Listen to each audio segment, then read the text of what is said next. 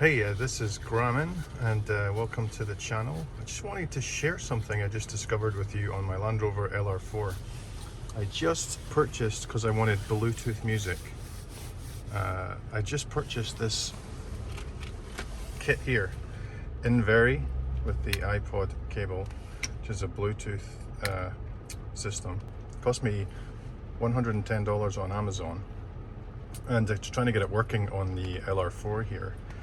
But when I plug this specific iPod connector, it actually is supposed to go into the iPod connector here underneath the glove box.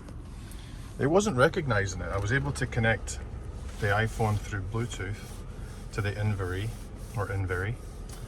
and everything seemed to work, but it wouldn't recognize it in these settings here. So if you go to audio, actually, if I push this button here, you'll see I have portable audio. It says Graham's iPhone. Well, what it would do is it would be blank and it would say please connect device, and it would just do that, and there'd be nothing here and I couldn't see anything. And I figured, well, what's wrong? Is it my cabling? Is it the cable that I bought? Is it the Invery? But no. I found, on browsing through many web pages and forums, that someone from a Land Rover New Zealand forum, it's amazing this worldwide community we have, says take out the cup holders, right, which you pull out. There's a couple of snaps. This cover here has two screws, one here and one here, right? Here's the screws here. And I've lifted this out before, because if any of you have ever had the electronic parking brake problem, you'll know that this is the emergency park brake pull down here, that steel wire. You yank that up pretty hard. But this here, see this thing here, is an adapter. This, I'm guessing, just goes all the way up through this wire, out here and into this connector here.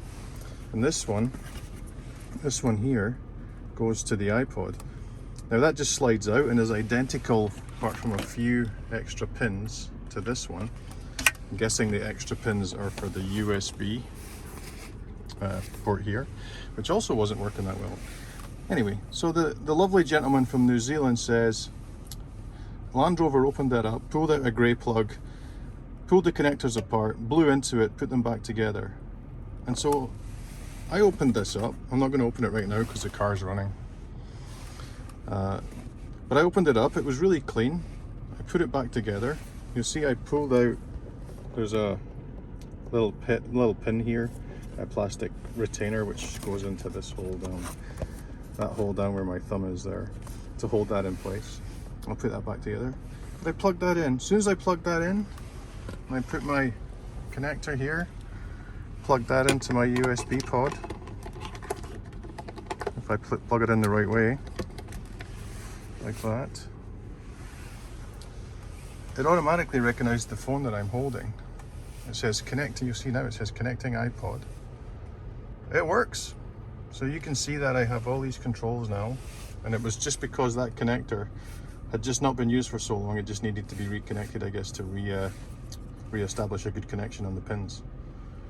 So that saved me a lot of headache. Thank you, New Zealand.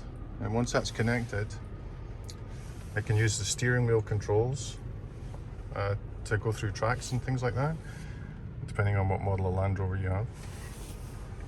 I just thought I'd get this out because this is something that wasn't well documented on the internet, and I just found it in some remote part of a Land Rover New Zealand Discovery 4 website.